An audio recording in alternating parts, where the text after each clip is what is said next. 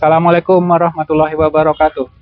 Alhamdulillahirabbil alamin. Assalatu wassalamu ala asrofil anbiya'i wal mursalin wa ala alihi wa sahbihi ajmain. Amma ba'du. Rabbi srohli sodri wa yasirli amri wahlul uqdatam min lisani yafqahu qauli. Solih-solihat yang dimuliakan Allah Subhanahu wa taala, tak bisa dipungkiri bahwa faktor lingkungan sangatlah penting karena berpengaruh besar dalam kehidupan beragama kita.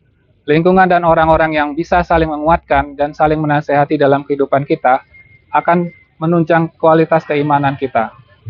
Betapa bahagianya jika kita tinggal di lingkungan yang di mana tetangga-tetangga kita adalah penuntut ilmu dan yang menerapkan sunnah. Kita juga bisa saling menasehati dan saling tolong menolong, saling mengambil teladan dan berlomba-lomba untuk persiapan kehidupan akhirat kelak. Ketika mendengar tetangga yang anaknya berumur 5 tahun sudah hafal Al-Quran, juz sama dan hadis arba'in, maka kita pun juga tidak mau ketinggalan. Ketika mendengar isi tetangga diajarkan bahasa Arab oleh suaminya, maka kita pun juga tidak mau ketinggalan. Ketika mendengar tetangga semangat menuntut ilmu, paginya kerja dan sorenya menuntut ilmu agama, maka kita pun juga tidak mau ketinggalan. Jadi, kita akan selalu termotivasi untuk mendekatkan diri kepada Allah Subhanahu wa taala. Begitu pula dalam bekerja, karena sekitar 35% waktu kita dalam sehari itu berada di kantor. Jika rekan-rekan kerja kita sering mengajak kepada kebaikan, tentu kita akan malu apabila kita tidak mengikutinya. Nabi Muhammad SAW menegaskan bahwa agama seseorang itu tergantung pada lingkungan pergaulannya.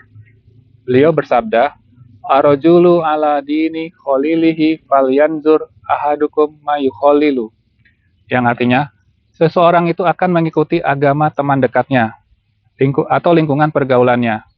Oleh karena itu, hendaklah kalian perhatikan siapakah yang kalian jadikan sebagai teman dekatnya. Hadis riwayat Abu Daud nomor 4833 dinilai hasan oleh Al-Albani. Pada umumnya, pimpinan itu menghendaki anggotanya untuk bekerja dengan sebaik-baiknya. Namun perlu diperhatikan bahwa etos kerja yang tinggi tidak boleh melupakan sholat dan zakat serta ibadah-ibadah lainnya. Ibadah sholat adalah bagian dari teknis dan mekanisme yang diciptakan Allah Subhanahu wa taala agar manusia tetap dapat memelihara komunikasi dengannya. Maka sesibuk apapun seseorang kalau ingin hidupnya diberkahi dan bahagia, maka harus tetap memelihara sholatnya.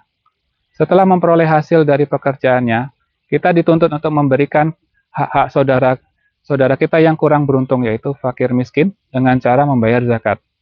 Hal ini diisyaratkan dalam firman Allah, Rijalul la tulhihim tijaratu wala bai'un an zikrillah wa iqamis sholati wa ita'is zakah yakhafuna yauman tataqallabu fihil qulubu wal absar. Yang artinya, orang yang tidak dilalaikan oleh perdagangan dan jual beli dari mengingat Allah, melaksanakan sholat dan menunaikan zakat, mereka takut kepada hari ketika hati dan penglihatan mereka menjadi guncang, yaitu hari kiamat. Quran Surat An-Nur ayat 37. Dari rambu-rambu di atas, yang paling penting untuk diperhatikan adalah kita tidak boleh melakukan pekerjaan yang diharamkan oleh Allah Subhanahu wa taala. Kalau yang dilarang oleh Allah tetap dikerjakan juga, maka akan membawa kehancuran bagi individu tersebut dan juga bagi masyarakatnya. Misalnya dengan melakukan perjudian dan bentuk-bentuk kecurangan lainnya. Andai kata setiap muslim memahami hal ini, maka insya Allah praktek korupsi, penipuan, dan perbuatan maksiat lainnya akan menurun drastis. Sebagai pegawai UII, sudah sepatutnya kita untuk bersyukur, karena bukan hanya lingkungannya saja yang islami, tetapi kita juga tidak dihalangi untuk tetap beribadah.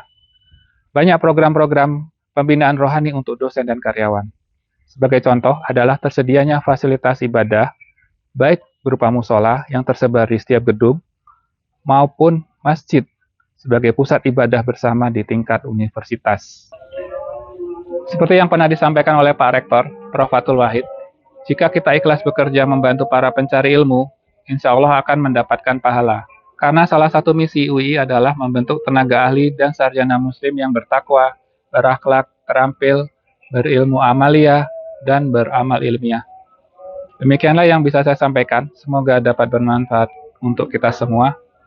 Sebelumnya saya mengucapkan terima kasih kepada pimpinan Fakultas karena telah memberikan kesempatan kepada kami untuk berdakwah dalam bentuk video seperti ini.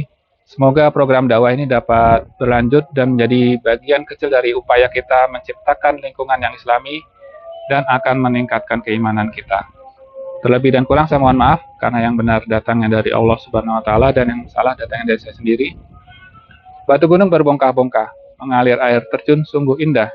Bekerjalah selalu dengan mengingat Allah, insya Allah lelah menjadi lilah. Wabillahi taufiq wal hidayah. Wassalamualaikum warahmatullahi wabarakatuh.